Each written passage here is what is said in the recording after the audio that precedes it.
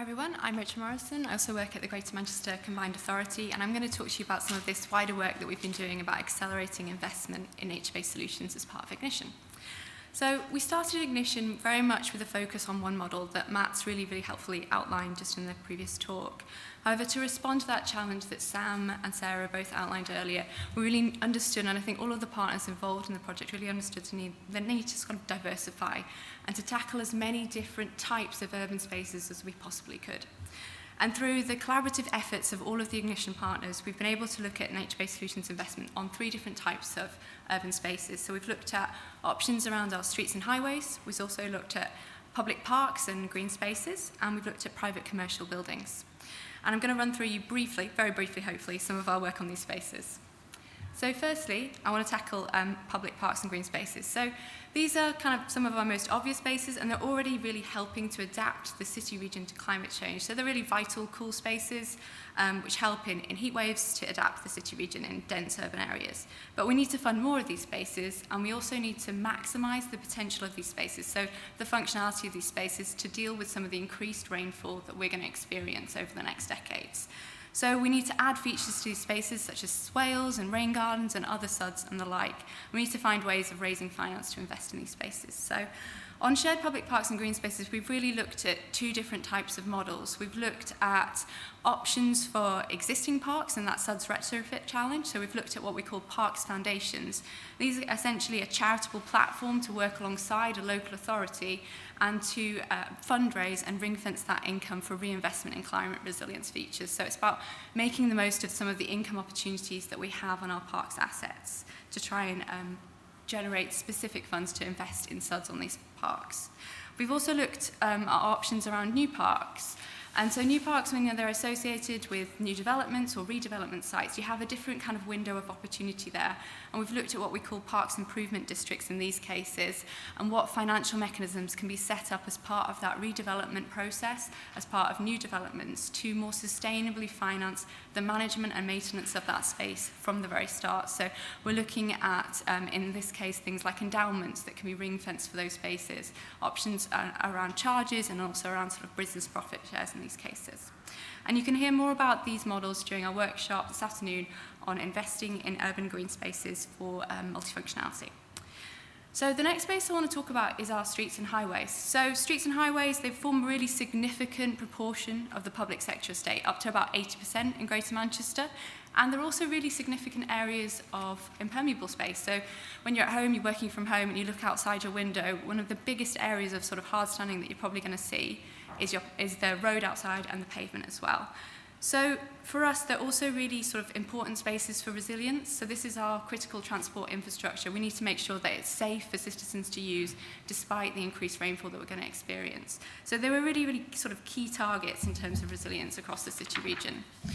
And we've worked with sort of districts and the water company as well to expand the public sector estate buildings model that Matt outlined, and to really look at how it can be applied when you don't have that domestic charging aspect, how it can be applied to different sort of public spaces. So we focused on hotspots across the city region which are at risk of surface water and sewer flooding, and we focused our attention on these to try and build really persuasive investment cases around nature-based solution installation within the public realm. So where you have green space sitting alongside your roads, or you have some space alongside that road to also fit in a SUD or a swale.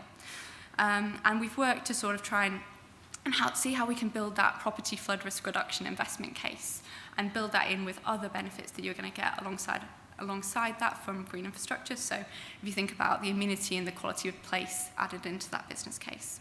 And in city centres, we've also looked at how we can expand these models even further and reduce down the cost of installing SUDs by partnering with planned grey infrastructure improvements. So where are highways works already ongoing, and how can we use that to help us drive down the cost of SUDs?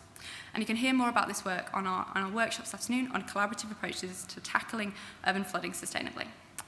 And the final space that we looked at was our commercial buildings. So here we've worked with property owners, landlords and tenants to assess the value that they can gain from installing an nature-based solution directly on their site. So sometimes this has been looking at individual buildings, and in other cases it's been sort of looking at sort of retail centres and sites in there. And we've looked at sort of two angles. We've modelled the investor save angle, so what bill savings can you achieve from adding a nature-based solution to your building? So what can you achieve in terms of energy savings, water bills, and also sort of extending roof longevity from adding a green roof or a green wall to your building.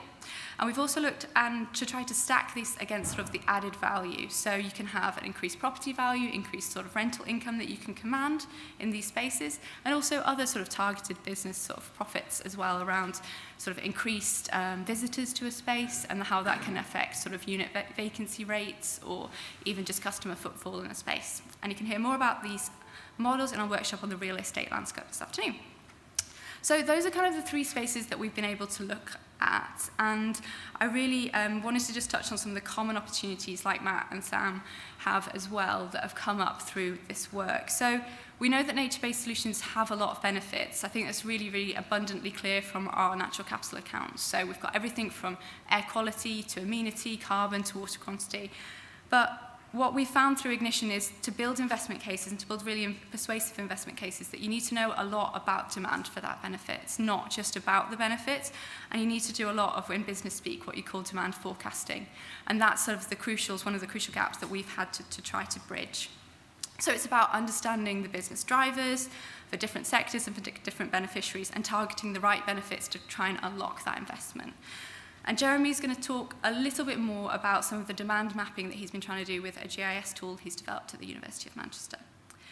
A key part of establishing that demand and understanding the sort of the demand landscape for these benefits is keeping track of catalysts. So keeping your ear to the ground, understanding what's going on, what are the needs and the areas of problems across the city region. So for example, we had some quite extensive surface water flooding events over the winter. So understanding that wider context and integrating nature-based solutions within them is a key way forward for us.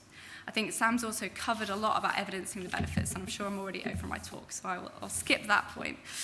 But yeah, the other aspect and the other challenge, once you've demonstrated value, it is about value capture and what routes to value capture you can take. So to make the case for investment, you need to be able to demonstrate that there are routes to pay back that investment. And in some cases, with nature-based solutions, that case can be relatively easy and straightforward. If you're talking to a property owner who also pays the bills on their property, you can talk to them about those energy savings, and you can make quite a direct link to the way that they can capture that value. But in other spaces, such as shared spaces, it is more complicated, and you need to think about what bespoke financial mechanisms may need to be set up and whether you need to look at different ways to capture that income. And finally, across all of these, public-private collaboration has really been key to our work. And I think it's really the key route forward to continue accelerating this in the future.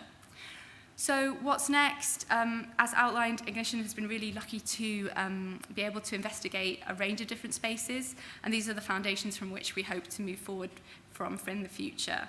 And all of the models that described are going to be pursued in different ways by some of our different partners, and we're actively working to try and move these into delivery at the moment. And it is still challenging, but thankfully some of this has already begun by our partners. And on this note, I'm going to pass over to Jeremy, who's going to talk much more about that challenge of replication and scalability through his work on the Greater Manchester GI Explorer and how this can help us to accelerate investment in the future. Thanks, everyone.